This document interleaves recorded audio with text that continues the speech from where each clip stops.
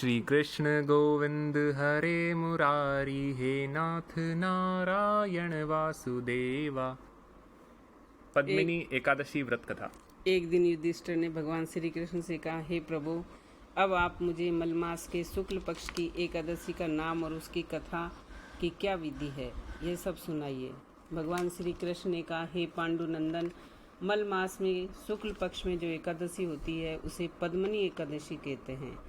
ये अनेक पुण्य को प्रदान करने वाली है। इसके व्रत के प्रभाव से मनुष्य को विष्णु लोक की प्राप्ति होती है। अनेक पापों को नष्ट करने वाली तथा शक्ति को प्रदान करने वाली इस एकादशी के व्रत की विधि मैंने पहले देव ऋषि नारद जी को सुनाई थी। हे राजन, वही विधि पुनः मैं आपको सुनाता हूँ, जिसे आप ध्यान पूर्वक सुनो। व्रत का आरंभ दशमी के दिन करना चाहिए। कांसे के पात्र में रखकर भोजन, मांस, मसूर, चना का दान करना चाहिए। शाक, शहद और पराय अन्न को दशमी को नहीं खाना चाहिए। इसे दशमी के दिन अवश्य अन्न भोजन करना चाहिए तथा नमक का त्याग कर देना चाहिए। दशमी की रात्रि को भूमि पर शयन करें और ब्रह्मचर्य व्रत का पूर्ण रूप से पालन करें। एकादशी के दिन प्रातःकाल ही उठकर नित्य कर्म, दातुन, कुल्ला आदि से निवृत्त होकर किसी तीर्थ में स्नान करना चाहिए और गो में मिट्टी, तिल, कुश और आंवले का चूर्ण से विधि पूर्वक स्नान करें। स्नान करने से पूर्व मिट्टी को शरीर पर लगाते हुए प्रार्थना करें कि हे मृत्तिका, तुम्हें भगवान विष्णु ने सत्वहा रूप धारण करके निकाला है। ब्रह्माणी ने तुम्हें ये रूप दिया है और मुनि कश्यप जी ने मंत्रों द्वारा तुम्हारी पूजा की है। अतः तुम मुझे श्री हरि की पूजा करने के निमित्त शुद्ध बना दो। हे शंख चक्र गदाधारी देवों के देव श्री जगन्नाथ जी, आप मुझे स्नान की आज्ञा प्रदान करें। तत्पश्चात वरुण मंत्र का उच्चारण करते हुए स्नान करें।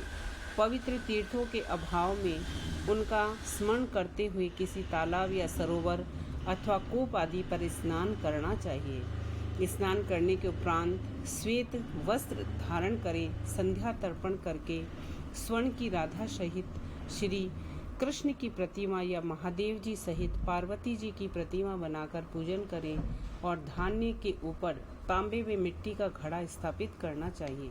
तत्पश्चात उक्त घड़े को गंध और वस्त्रों आदि से सुशोभित कर उनके मुंह के ऊपर तांबे अथवा चांदी का स्वर्ण का पात्र रखना चाहिए और उस पात्र के ऊपर विष्णु की प्रतिमा को रखकर धूप, दीप, नैवेद्य आदि से तथा चंदन व पुष्पों से पूजा करके भगवान के सम्मुख नृत्य, गान इत्यादि भक्ति पूर्वक करें और उस दिन पतित तथा रजस्वला स्त्री का स्पर्श नहीं करें।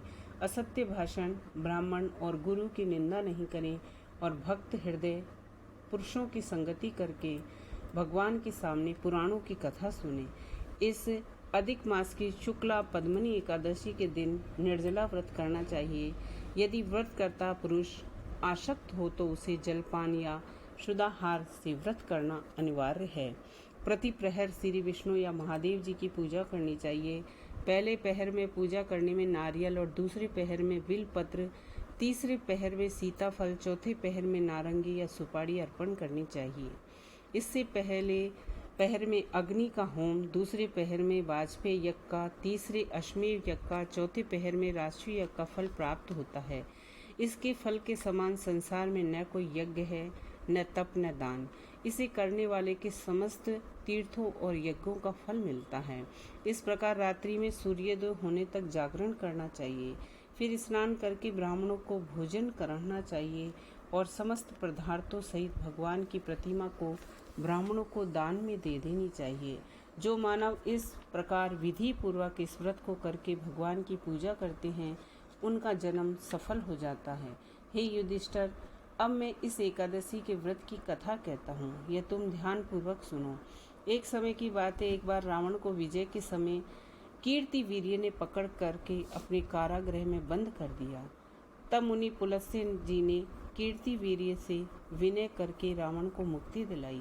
यह बात सुनकर नारद जी ने आश्चर्य प्रकट करते हुए पुलस्त्य मुनि से पूछा, हे मुनि, रावण जैसे महान शक्तिशाली की जिसने समस्त देवताओं को परास्त करके बंदी बनाया, यह सब कथा विस्तार पूर्वक कहिए। मुनि पुलस्त्य जी बोले, हे नारद, प्रथम मैं आपको कीर्ति वीर्य की उत्पत्ति की कथा सुनाता हूँ। त्रेता युग में उप कीर्ति वीर्य नाम का राजा महिष्मती नगरी में राज्य करता था। उस राजा की 100 रानियां थी, परंतु उनमें से किसी के भी ऐसा पुत्र न हुआ जो कि राजा के राज्य का भार संभालने में समर्थ होता।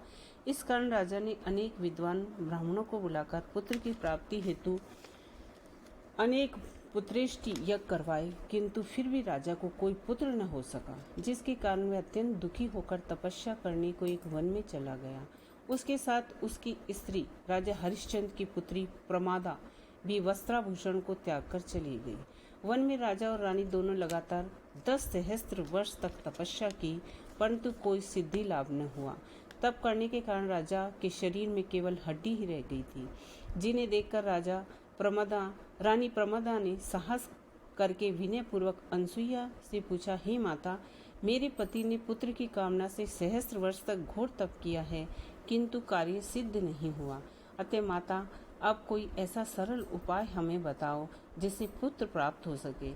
अनसुईया बोली, हे रानी, अधिक मास में पद्मनी नाम की एकादशी और कृष्ण पक्ष में आने वाली प्रमदा एकादशी का व्रत तथा जागरण करने से श्री विष्णु भगवान की कृपा से तुम्हें अवश्य पुत्र की प्राप्ति होगी। इस प्रकार अनसुईया ने प्रमदा रानी को अनेक व्रत और जागरण का समस्त विधान बता दिया। यह सब जानकर रानी प्रमदा ने इस एकादशी का व्रत तथा जागरण विधि पूर्वक किया, जिसके प्रभाव से श्री विष्णु उन पर प्रसन्न हुए और उनसे वरदान मांगने को कहा। रानी ने स्तुति करने के पश्चात श्री विष्णु ने कहा कि आप वरदान मेरे पति को दीजिए। भगवान विष्णु ने कहा, हे प्रमदे, मुझे मल मास अति प्रिय है और इसमें आने वाली एकादशियां मुझे सबसे अधिक प्रिय हैं, और तुमने उनका व्रत किया है, इसलिए मैं तुमसे अत्यंत प्रसन्न हूँ। तत्पश्चात श्री विष्णु ने राजा से कहा, हे उपकीर्ति वीर्य, तुम मुझसे वर मांगो, क्योंकि तुम्हारी पत्नी ने मुझे प्रसन्न किया। राजा ने कहा, हे भगवान, आप मुझे सबसे श्रेष्ठ सबके द्वारा पूजित आपके अतिरिक्त देव, दानव, मनुष्य आदि से अजय पुत्र दीजिए। तब श्री विष्णु उससे तथास्तु कहकर अंतर्धान हो गए। तब वह राजा और रानी भगवान से वर प्राप्त करके अपने नगर को वापस आए। उन्हीं के यह कीर्ति वीर्य उत्पन्न हुआ। वह भगवान के अतिरिक्त सबसे अजय था, इसी कारण उसने रावण पर विजय प्राप्त की थी। श्री कृष्ण जी बोले, हे धर्मराज, जो मनुष्य इस अधिक मास के शुक्ल पक्ष की पद्मनी एकादशी का व्रत और जागरण नियम विधि पूर्वक करते हैं, वे तथा इसके श्रोता स्वर्ग को प्राप्ति करते हैं। जिस महीने यह एकादशी आएगी, उसी महीने के अनुसार सागार लेना चाहिए। दूसरी कथा छोटी है, वह भी उत्तर तक ही सुन ले, ऐसा कोई